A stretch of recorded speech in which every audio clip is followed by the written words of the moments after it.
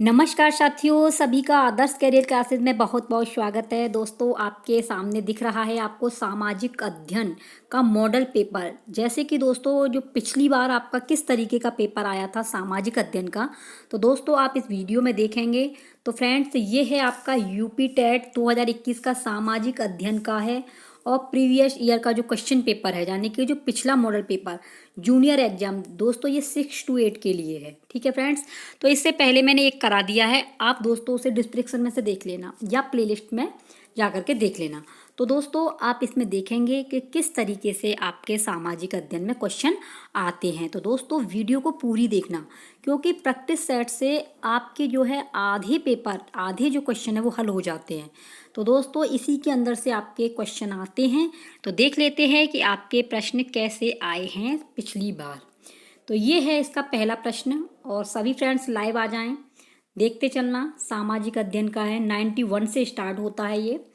तो इससे पहले वाले जो मैंने थे सीडीपी का और हिंदी का और संस्कृत का दोस्तों करा दिए हैं। इसमें आपके जो है 60 क्वेश्चन कराए जाएंगे।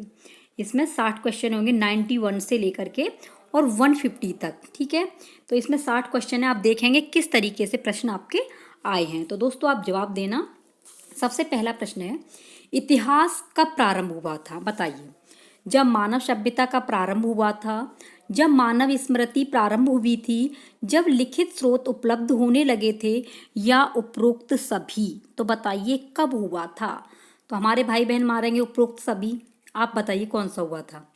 इतिहास, देखिए बात इतिहास की चल रही है, इसमें आपका आंसर जाएगा जब मानव सभ्यता का प्रारंभ हुआ था, यानी कि ए ऑप्शन सही है।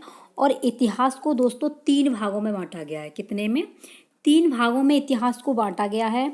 नंबर 1 प्राक ऐतिहासिक काल, नंबर 2 आद्य ऐतिहासिक काल, और नंबर 3 ऐतिहासिक काल। तो ऑप्शन आपके ए जाएगा। ठीक है, जब मानव सभ्यता का प्रारंभ हुआ था। इतिहास कब का प्रारंभ हुआ? जब मानव सभ्यता का प्रारंभ हुआ था। अगला क्वेश्चन है, इतिहास के संदर्भ में कालक्रम है, सही कालक्रम क्या है? Palaeolithic, megalithic, microlithic, neolithic. इसमें से आपको A B C D option दिए हुए हैं, आप बताइए। तो 92 का दोस्तों आपका जाएगा सी ऑप्शन। कौन सा जाएगा? सी। पोलियोथिलिक, पोलियोलिथिक, माइक्रोलिथिक, न्योलिथिक और मेगालिथिक, ये वाला ऑप्शन आपका सही है, यानी कि सी ऑप्शन। अगला है, चावल का कृषिगत उत्पादन सर्वप्रथम कहाँ पर हुआ था? चावल का अंटार्कटिका, दक्षिण एशिया, अमेरिका या यूरोप, कहाँ पर हुआ था? बताइए दोस्तों। तो ये हुआ था आपका दक्षिण एशिया में। कहाँ पर हुआ था? दक्षिण एशिया में हुआ था, क्योंकि दोस्तों इसमें जो है लगभग 7000 वर्ष पुराने हैं। ये उत्तर प्रदेश से प्राप्त हुए हैं, जो लगभग 7000 वर्ष पुराने हैं। यह क्षेत्र एशिया महाद्वीप के अंतर्गत आते हैं। ये जो चावल वाला जो आता है, ये दक्षिण एशिया महाद्वीप के अंतर्गत आते हैं। तो सबसे ज़्यादा चावल कहाँ पर प्राप्त हुए हैं? दक्षिण एशिया में। बी ऑप्शन सही है। अगला क्वेश्चन है, भारत में द्वितीय नगरीकरण 6वीं सदी ईसा पूर्व हुआ था, परंतु पहला नगरीकरण लगभग कब हुआ था? 2500 ईसा पूर्व, 1200 ईसा पूर्व, 1000 ईसा पूर्व या 900 ईसा पूर्व? कौन सा आंसर जाएगा बताइए। तो दोस्तों आंसर जाएगा इसका 2500 ईसा पूर्व। कौन सा? ए ऑप्शन सही है, क्योंकि दोस्तों भारत में प्रथम नगरीकरण के साक्ष्य सैंधव सभ्यता के स्थलों हड़प्पा, मोहनजोदड़ो, कालीबंगा तथा लोथल से प्राप्त होते हैं। तो ये काल जो है, सैंधव सभ्यता का जो काल है, वो 2500 ईसा पूर्व से लेकर के 1750 ईस्वी माना गया है। 1750 ईसा पूर्व माना गया है। ठीक है, अगला क्वेश्चन है आपका, भारत में सर्वप्रथम किस क्षेत्र में राज्य प्रणाली का उदय हुआ? दोस्तों ऊर्जा के साथ में कम समय बचा है, फटाफट से आंसर दे दिया करो। भारत में सर्वप्रथम किस क्षेत्र में राज्य प्रणाली का उदय हुआ है? बताइए। कावेरी घाटी, नर्मदा घाटी, गंगा यमुना दोआब, ये सभी? कौन सा जाएगा आंसर? आंसर जाएगा दोस्तों आपके गंगा यमुना दोआब, यानी कि सी ऑप्शन, गंगा यमुना दोआब। 95 का आपका सी ऑप्शन बिल्कुल सही है। अगला है, अशोक का दंभ था। अच्छे व्यवहार का सिद्धांत एक आदर्श सम्राट अशोक द्वारा प्रतिपादित विचारों की एक समष्टि या उपरोक्त सभी? तो 96 का दोस्तों आपका डी ऑप्शन सही है। अच्छे व्यवहार भी हैं, एक आदर्श भी है, सम्राट अशोक का भी है, तीनों ऑप्शन है तो जाकर और आपका आंसर चला जाएगा डी की ओर। ठीक है, अगला है आपका प्लिनी कौन था? प्लिनी, देखिए सबसे पहले बात करते हैं प्लिनी। तो एक कवि जिसने भारत के इतिहास के बारे में लिखा था, एक योद्धा राजा जो अफगानिस्तान में बस गया था, एक रोमन विद्वान जिसने भारत के रोमन साम्राज्य के साथ व्यापार का उल्लेख किया था, और उपरोक्त सभी। आपको ये बताना है। सबसे पहले जान लेते हैं कि प्लिनी था क्या। तो देखिए प्लिनी प्रसिद्ध रोमन विद्वान एवं दार्शनिक था। ये जो प्लिनी था ये रोमन विद्वान था। ठीक है, रोमन एवं दार्शनिक विद्वान था जिसने रोम एवं भारत के मध्य व्यापार उल्लेख किया। इसने क्या किया था? रोम एवं भारत के बीच, ठीक है, क्या किया था? इसने जो व्यापार का उल्लेख किया था। तो अब बताइए कि रोम है क्या? ये प्लिनी कौन था? इसमें ये बात हो रही है। तो रोम के सोने से भारत सोने की चिड़िया बन चुका है, पर रोम उजाड़ हो गया है। ठीक है, यानी कि ये प्लिनी कौन था ये बताना है आपको। तो आंसर जाएगा बी की ओर। जिससे युद्ध हुआ था, तो ये एक योद्धा राजा जो अफगानिस्तान में बस गया था। यानी ऑप्शन प्लिनी कौन था? एक योद्धा था जो अफगानिस्तान में बस गया था। तो इसका आंसर बी की ओर जाएगा। ठीक है, अगला क्वेश्चन है 97, प्लिनी कौन था? तो प्लिनी दोस्तों ये एक था, रोमन की बात चल रही थी ना, सॉरी ये बी नहीं है, सी जाएगा। एक रोमन विद्वान जिसने भारत के रोमन साम्राज्य के साथ व्यापार का उल्लेख किया था। योद्धा नहीं था, ये एक रोमन विद्वान था। ठीक है, अगला है राजा हर्ष। राजा हर्ष का साम्राज्य फैला था, कहाँ तक फैला था? दक्षिणी सागर से उत्तरी पर्वतीय क्षेत्रों तक, पश्चिमी सागर से पूर्वी सागर तक, गंगा यमुना घाटी में, अफगानिस्तान से असोम तक। कहाँ तक फैला हुआ था? तो ये देखिए राजा हर्ष के साम्राज्य की राजधानी कन्नौज है। जी, हर्ष के राज्य की राजधानी कहाँ पर है? कन्नौज है इनकी राजधानी। ठीक है, तो ये कहाँ तक फैला हुआ था? तो ये फैला हुआ था दोस्तों आपके पश्चिमी सागर से पूर्वी सागर तक। बी ऑप्शन सही है, पश्चिमी सागर से पूर्वी सागर तक फैला हुआ था। अगला ऑप्शन जाता है आपका, अगला क्वेश्चन है निम्न विद्वानों में समान क्या है? आप स्तंभ, बोधायन, कात्यायन, मानव, पाणिनि, पिंगल, याज्ञवल्क्य। सभी खगोलीय विद्वान थे, सभी व्याकरणाचार्य थे, सभी कवि थे, सभी गणितज्ञ थे। क्या जाएगा? तो दोस्तों ये थे सभी व्याकरणाचार्य। ठीक है, सभी व्याकरणाचार्य थे। तो 99 का आपका बी जाएगा, क्योंकि दोस्तों ये जो है इनकी जो पुस्तक थी अष्टाध्यायी ने पाणिनि लिखी है। ठीक है, अष्टाध्यायी की कौन सी है? पाणिनि। और कात्यायन ने व्याकरण की पुस्तक वर्तिका लिखी है। और आप स्तंभ, बोधायन, मानव, पिंगल तथा याज्ञवल्क्य ने अपने ग्रंथों में व्याकरण का भी उल्लेख किया है। ठीक है, तो ऑप्शन बी की ओर चला जाएगा। अगला है गुलाम वंश बना था, एक परिवार जिसने दासता से मुक्ति पाली थी। कुछ असंबंधित परिवार जिनके संस्थापक दास सैनिक के रूप में राजा के लिए सेवा देते थे। भारतीय शासकों के दास उपरोक्त में से कोई नहीं। तो आंसर क्या जाएगा बताइए? आंसर जाएगा दोस्तों बी, कुछ असंबंधित परिवार जिनके संस्थापक दास सैनिक के रूप में राजा के लिए सेवा देते थे। देखिए दोस्तों, गुलाम वंश की स्थापना से दिल्ली सल्तनत की शुरुआत हुई थी। ठीक है, इस गुलाम वंश से क्या हुई थी? दिल्ली सल्तनत की शुरुआत हुई थी, दिल्ली सल्तनत की। ठीक है, इसे याद रख लेना, सल्तनत की आपकी जो है शुरुआत हुई थी। ठीक है, सल्तनत। अगला है आपका, इसका आंसर बी है। ठीक है, बुलंद दरवाजा बनवाया गया था आगरा में गद्दी की स्थापना के उपलक्ष्य में, गुजरात विजय के उपलक्ष्य में, चिश्ती संत के समान, या उपरोक्त सभी। तो किसके लिए बनवाया गया था बताइए? और देखिए बुलंद दरवाजा का निर्माण दोस्तों अकबर ने करवाया था। इसका जो है अकबर ने करवाया था, ये याद रख लेना। अकबर ने जो है बुलंद दरवाजा बनवाया था। और ये बुलंद दरवाजा कहाँ पर स्थित है ये भी आपको पता होना चाहिए, फतेहपुर। ये जो है आपका कहाँ पर है? अकबर ने तो बनवाया था ये, अकबर ने। कहाँ पर है ये? फतेहपुर। ठीक है, फतेहपुर सीकरी में है, फतेहपुर सीकरी। ठीक है, तो अभी बात चलती है कि ये बुलंद दरवाजा बनवाया गया था, दरवाजा बनवाया गया था किस लिए? तो ऑप्शन जाएगा दोस्तों बी की ओर। ठीक है, गुजरात विजय के उपलक्ष्य में। और गुजरात विजय जो है कब मिली थी? ये मिली थी 1571 में। ठीक है, 1571 में।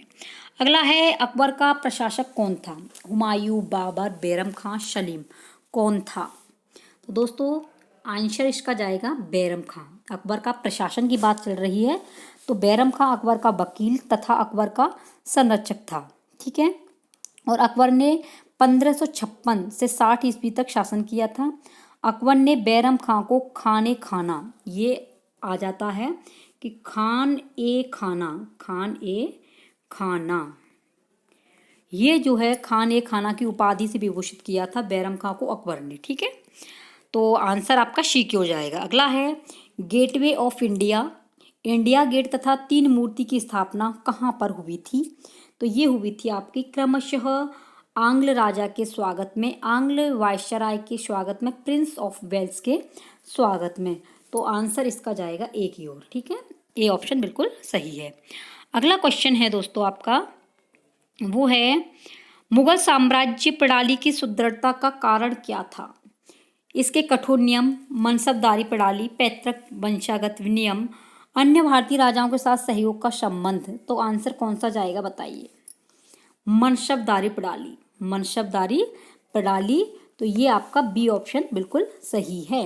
अगला है सिंह सभा आंदोलन विस्तृत रूप से कब प्रारंभ हुआ था? 18वीं शताब्दी में, 20वीं शताब्दी में, 19वीं शताब्दी में या 21वीं शताब्दी में? कब प्रारंभ हुआ था? तो ये हुआ था आपका 19वीं शताब्दी में। याद कर लेना, 19वीं शताब्दी में सिंह सभा आंदोलन विस्तृत रूप से प्रारंभ हुआ था। अगला है निम्नलिखित में सही कालक्रम की पहचान कीजिए। गुरु हरकिशन, गुरु हर राय, गुरु हरगोविंद, गुरु अंगद, गुरु हरगोविंद, गुरु अमरदास, गुरु नानक, गुरु अंगद, गुरु हरगोविंद, उपरोक्त में से कोई नहीं। तो कालक्रम सही कौन सा है? तो सही जो है वो है दोस्तों आपका डी, उपरोक्त में से कोई भी नहीं है, या उपरोक्त में से कोई नहीं सभी है। क्योंकि दोस्तों सिख समुदाय में गुरु परंपरा का निर्वाह किया गया। जो सिख समुदाय है इसमें क्या किया गया था? गुरु परंपरा का निर्वाह किया गया था। इस गुरु परंपरा में कुल 10 गुरु हुए थे। कितने हुए थे इसमें? 10 गुरु हुए थे। सभी हैं और नहीं भी हैं। ऑप्शन आपका डी की ओर जाता है। ठीक है, अगला क्वेश्चन है फकीर अजीजुद्दीन, दीवान मोतीराम और क्लाउड आगस्ट कोर्ट के संबंध में समान क्या है? वे खगोलविद थे, महाराजा रणजीत सिंह के अधिकारी कर्मचारी थे, विभागीय के सिपाही थे, या उपरोक्त में से सभी। तो कौन सा आंसर जाएगा दोस्तों? आंसर जाएगा इसका महाराजा रणजीत सिंह के अधिकारी कर्मचारी थे। बी ऑप्शन बिल्कुल सही है। अगला क्वेश्चन है जब सरकार का ऐसी रीतियों से सामना होता है जो कानून की दृष्टि से भिन्न होती हैं तो इन्हें व्यवहारिक कानून के अंतर्गत रखा जाता है। यहाँ रिवाज की परिभाषा क्या है? रिवाज की ऐसे रीति रिवाज जो चिरकाल से चलन में है। तो वेरी यही इंपॉर्टेंट जाएगा आपका ए ऑप्शन सही है। 108 का ए ऑप्शन। ये ऐसे रीति रिवाज जो चिरकाल से यानी कि लंबे समय से चलन में, चिरकाल मतलब होता है लंबे समय से। अगला है वर्ष 1857 की क्रांति को सिपाही विद्रोह तथा भारत का प्रथम स्वतंत्रता संघर्ष भी कहा जाता है। समान घटनाक्रम के पीछे अलग नाम होने के क्या कारण हैं? इसके कारण बताने हैं। इस घटना के मुख्य कारकों को चिन्हित करना, भारतीय लोगों में उपनिवेश विरोधी भावना की माप करना, विभिन्न परिणामों को समझना, या अपने द्वारा दिए गए नामों का प्रचार करवाना। कौन सा आंसर जाएगा? दोस्तों इसका आंसर जाएगा ए, इस घटना के मुख्य कारकों को चिन्हित करना। जवाहरलाल नेहरू की मृत्यु के बाद प्रधानमंत्री का कार्यभार किसने संभाला था? गुलजारी लाल नंदा, मोरारजी देसाई, लाल बहादुर शास्त्री या इंदिरा गांधी? किसने संभाला था? ये संभाला था दोस्तों गुलजारी लाल नंदा ने। ठीक है, और जवाहरलाल नेहरू की जो मृत्यु हुई थी वो हुई थी आपकी 27 मई को। ठीक है, 27 मई को जवाहरलाल नेहरू की मृत्यु हुई थी 1964 में। कब हुई थी?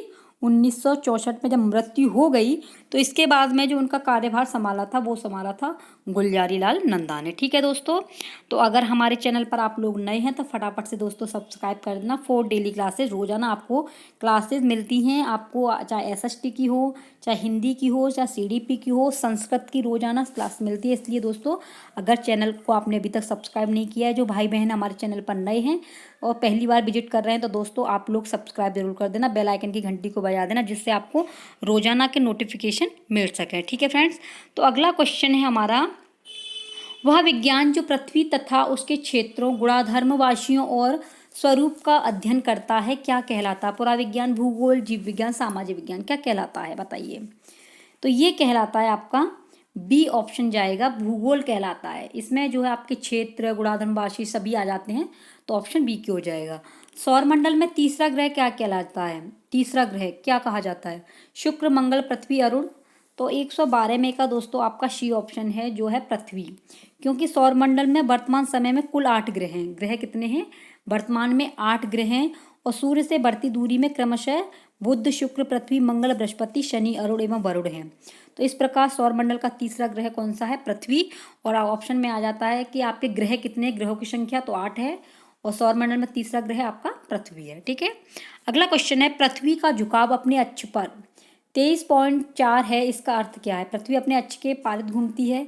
पृथ्वी पर वर्ष भर में मौसम में परिवर्तन होता है। पृथ्वी के गोलार्ध, इसी कारण वर्ष के विभिन्न समयों में सूर्य सामने आते हैं। पृथ्वी एक गोला है, कौन सा ऑप्शन जाएगा बताइए। ऑप्शन जाएगा दोस्तों आपका सी की ओर। ठीक है, यानी कि पृथ्वी के गोलार्ध, इसी के कारण वर्ष के विभिन्न समयों में सूर्य के सामने आते हैं। तो इसका जो है सी ऑप्शन सही है। अगला है, पृथ्वी के पर्यावरण पर सबसे बड़ा प्रभाव किसका होता है। परमाणु विस्फोटों का, मानवीय क्रियाकलापों का, रासायनिक प्रदूषण से, या सौर विकिरण से। किसका होता है पृथ्वी के पर्यावरण पर सबसे ज़्यादा प्रभाव।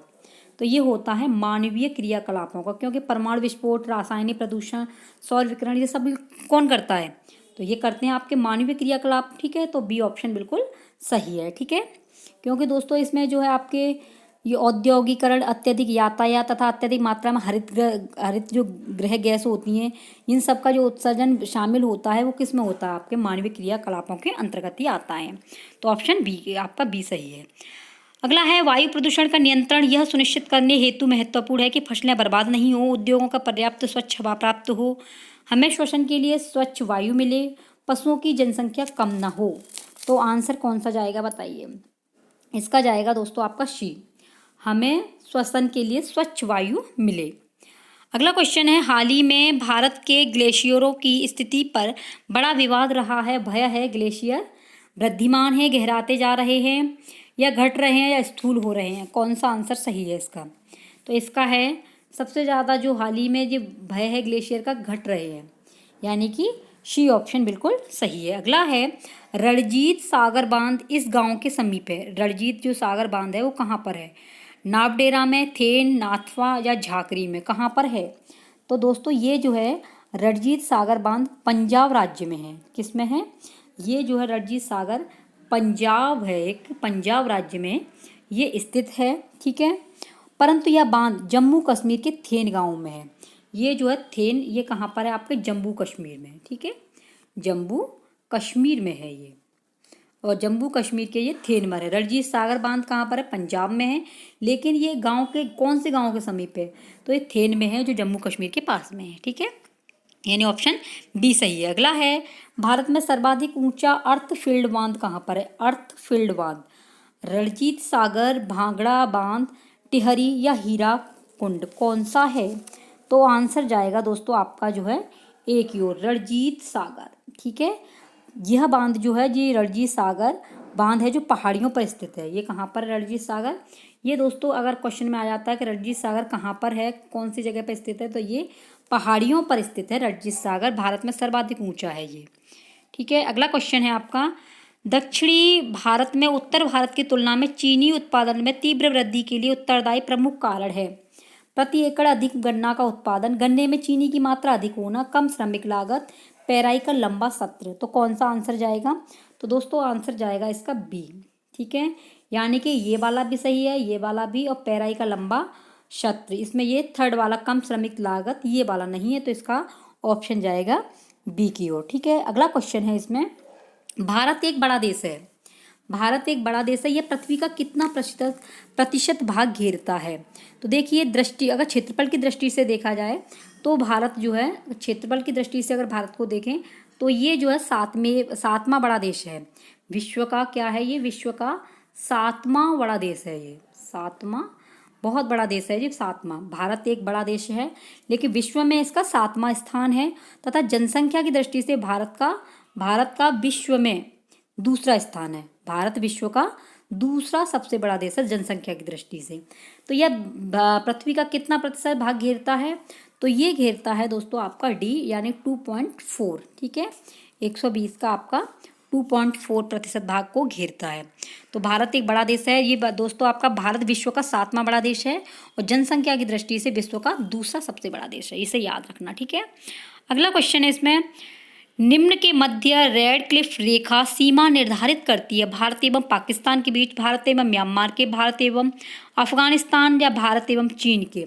आंसर कौन सा सही है बताइए। तो ये जाएगा दोस्तों भारत एवं पाकिस्तान, ठीक है।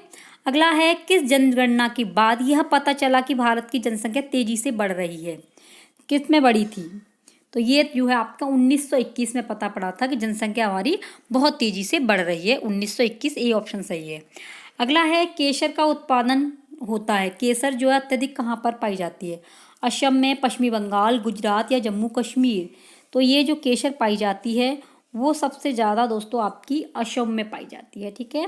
यानी कि आपकी जो सबसे ज़्यादा जो केसर पाई जाती है वो केसर वाली बात चल रही है।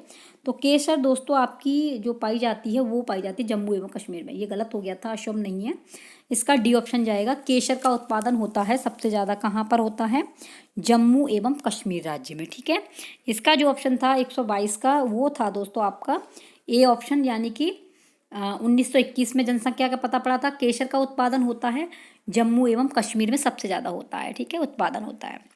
अगला है, मानसरोवर झील क्षेत्र में निम्न में से कौन कौन सी नदियाँ निकलती हैं मानसरोवर झील से, बताइए। ब्रह्मपुत्र, सतलुज, यमुना, ब्रह्मपुत्र, सिंधु, सतलज, सिंधु, झेलम, सतलज, झेलम, सतलज, यमुना, कौन सी निकलती है। तो ये निकलती है दोस्तों आपके जो है बी, ब्रह्मपुत्र और सिंधु और सतलज, ये वाली नदियाँ निकलती हैं। अगला क्वेश्चन है, निम्न में से भारत में कौन सी फसलें उत्पादन में सर्वाधिक क्षेत्रफल घेरती हैं। तो सबसे ज़्यादा क्षेत्रफल घेरती हैं जौर, मक्का, ज्वार और बाजरा, गेहूं या चावल। तो दोस्तों सबसे ज़्यादा जो घेरती हैं वो आपकी चावल घेरती हैं। कौन सी घेरती हैं, चावल। और चावल सबसे अधिक पाया जाता है, वो पाया जाता है चावल का सर्वाधिक जो उत्पादन होता है वो होता है आपके बंगाल में होता है, ठीक है। कहाँ पर होता है, बंगाल में, इसे याद रखना। और सर्वाधिक जो क्षेत्रफल घेरती है वो फसल है आपकी चावल, और चावल अत्यधिक होता है बंगाल में। अगला है, वर्तमान लोकसभा कौन सी है। वर्तमान लोकसभा 13वीं है, 15वीं है, 14वीं है, 16वीं है, कौन सी है। तो दोस्तों बताइए फटाफट से। ये आपकी जो है 16वीं है वर्तमान लोकसभा जो प्रेजेंट में चल रही है, ठीक है, 16वीं, डी ऑप्शन सही है।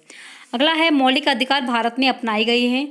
मानव अधिकारों की सुनिश्चितता हेतु भारत में नागरिक तौर पर सभी लोग शांति और सद्भाव के साथ रह सके।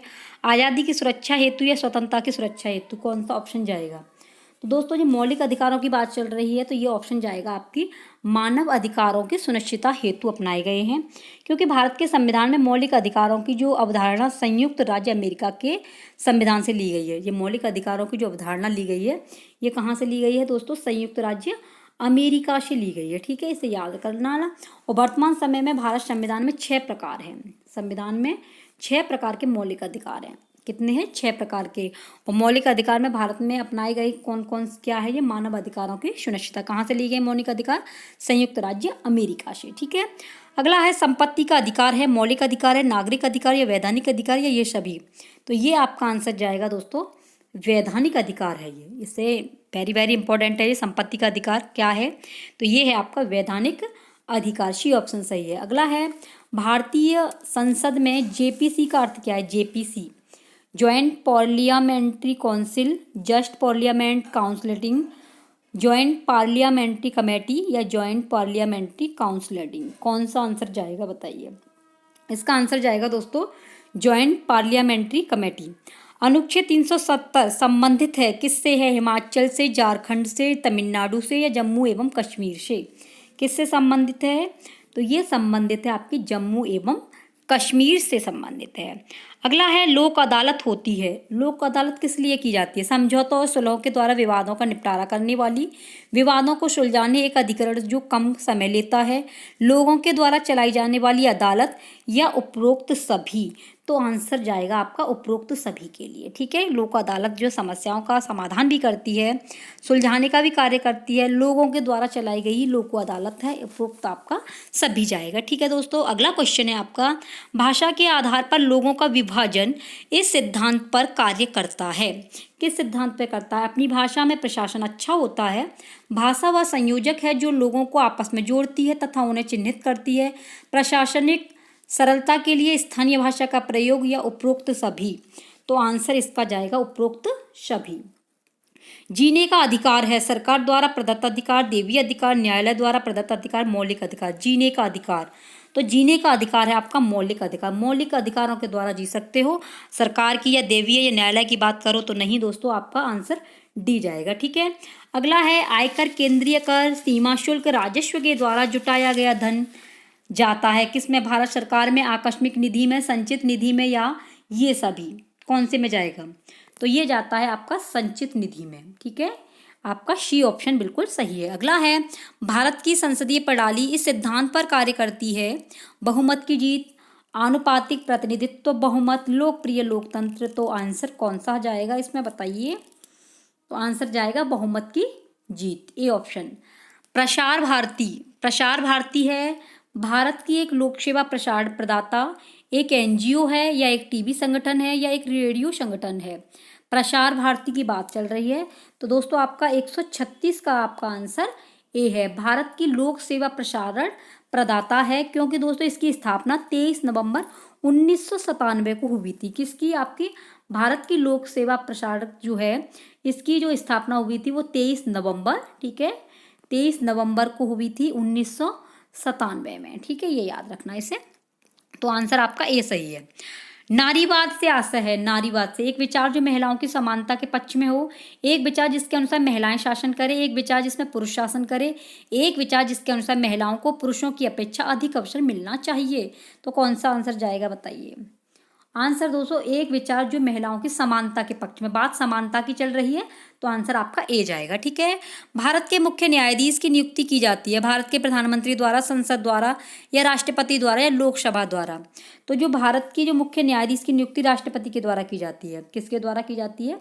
जो मुख्य न्यायाधीश होता है इसकी नियुक्ति जो करते हैं वो राष्ट्रपति करते हैं, ऑप्शन सी जाएगा। अगला क्वेश्चन है, भारतीय सेना का सर्वोच्च कमांडर कौन होता है? सर्वोच्च कमांडर की बात चल रही है तो राष्ट्रपति होता है। सर्वोच्च कमांडर जो होते हैं वो कौन होता है आपका? वो होते हैं आपके राष्ट्रपति। ठीक है, क्योंकि भारत का राष्ट्रपति तीनों सेनाओं को, 3 सेनाएं होती है हमारी, कौन सी? जल, ठीक है, 3 सेनाएं होती हैं, जल, वायु और थल। इनका ये सेना अध्यक्ष होते हैं कौन? राष्ट्रपति जी। तीनों सेनाओं के आपके ये सेना अध्यक्ष होते हैं, और भारतीय सेना का सर्वोच्च जो आपका कमांडर होते हैं वो भी आपके राष्ट्रपति होते हैं। अगला है, नागरिक अधिकारों की सुरक्षा अधिनियम संबंधित है व्यक्तियों के नागरिक अधिकारों की सुरक्षा से, छुआछूत के खिलाफ सजा के प्रावधान से, सामाजिक समुदाय के नागरिक अधिकारों की सुरक्षा से, या नागरिकों के नागरिक अधिकारों की सुरक्षा से? ऑप्शन जाएगा दोस्तों आपकी छुआछूत के खिलाफ सजा के प्रावधान से। ठीक है, अगला क्वेश्चन है आपका, सामाजिक विज्ञान अध्ययन करता है, किसका करता है? समाजों का, व्यक्तियों का, सरकारों का, या दर्शनों का? किसका अध्ययन करता है?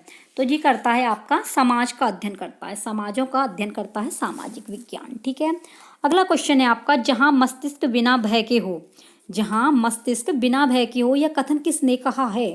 तो ये कहा है आपके गुरुदेव रविन्द्रनाथ टैगोर ने। सी ऑप्शन बिल्कुल सही है। इन्होंने कहा है कि जहां मस्तिष्क बिना भय के हो, ये आपके गुरुदेव रविन्द्रनाथ टैगोर ने कहा है। अगला है, सामाजिक विज्ञान पढ़ाने में आने वाली कठिनाइयों में प्रमुख क्या है? परिवर्तित होते रहना, बहुत जटिल होना, अस्तित्वहीन होना, स्थानिक होना? तो आंसर इसका जाएगा परिवर्तित होना। ठीक है, परिवर्तित होते रहना, ए ऑप्शन सही है। अगला है, कनिष्क का दरबारी चिकित्सक था, चिकित्सक नागसेन, सुश्रुत, चरक, या अश्वघोष? कौन था? तो दोस्तों आंसर जाएगा इसका सी की ओर। चरक जो थे ये कनिष्क के दरबारी कवि थे। कुषाण शासक कनिष्क को कुषाण वंश का वास्तविक संस्थापक है। ये कनिष्क का जो वंश था वो था आपका कुषाण वंश। ठीक है, और कुषाण वंश के संस्थापक कौन थे? कनिष्क थे। और कनिष्क के जो दरबार के कवि वो थे जो रोगियों को विशेष तरीके दवा देते थे, चिकित्सक जो थे वो आपके चरक थे। ठीक है, अगला क्वेश्चन है, एक शिक्षक को निम्न गुणों को अपनाना चाहिए: अभिनय, अधिगम, संवाद कला, विभिन्न भूमिका निभाने वाला। तो आंसर जाएगा दोस्तों विभिन्न भूमिका निभाने वाला, क्योंकि अभिनय, अधिगम, संवाद कला ये सभी में आ जाता है विभिन्न भूमिका निभाने वाला। डी ऑप्शन सही है। अगला है प्राथमिक व द्वितीयक स्रोतों में अंतर क्या है। प्राथमिक स्रोत प्राथमिक है जबकि द्वितीय स्रोत द्वितीयक है। द्वितीय स्रोत व्यक्ति से, सूचना से, काल से और अध्ययन किए जाने वाले विचारों से गहन संबंध रखता है। प्राथमिक स्रोत व्यक्ति से, सूचना से, काल से और अध्ययन किए जाने वाले विचारों से गहन संबंध रखता है, या उपरोक्त सभी।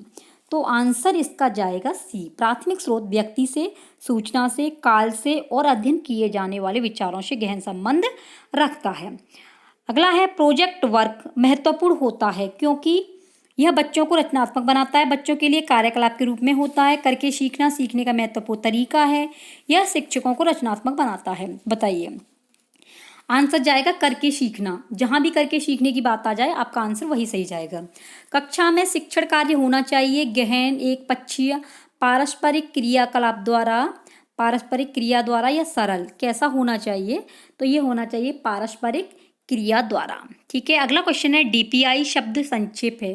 जो डीपीआई का शब्द संक्षिप्त क्या है, तो डीपीआई का जो है वो दोस्तों आपका जो है वो है आपका D, director of public instruction. Director of public instruction, ये वाला डी ऑप्शन सही है। लास्ट है आपका सामाजिक विज्ञानों की शिक्षण तकनीकों में शामिल किया जा सकता है। वार्तालाप को, लेक्चर्स को, प्रोजेक्ट को, या ये सभी। तो आंसर आपका ये सभी जाएगा, यानी कि डी ऑप्शन बिल्कुल सही है। आई होप दोस्तों आपको ये जो है, जो मैंने पिछली बार का जो आपको सामाजिक अध्ययन का मॉडल पेपर कराया ये बिल्कुल समझ में आया होगा। तो दोस्तों जितना हो सके इसे शेयर कर देना और रोजाना देखा करो दोस्तों, इससे जो है आपको मालूम पड़ जाएगा कि सामाजिक अध्ययन के क्वेश्चन आते कैसे हैं। समय अधिक नहीं है, कम समय बचा है, कम समय में अधिक तैयारी कैसे करें। तो दोस्तों जितना भी आपके पास में नोट्स है रिवीजन करते चलिए और प्रैक्टिस सेट को हल करते चलिए, आपका स्कोर बहुत अच्छा जाएगा। ठीक है फ्रेंड्स, मिलते हैं नेक्स्ट आपके मॉडल पेपर के साथ में। तब तक के लिए जय हिंद, जय भारत।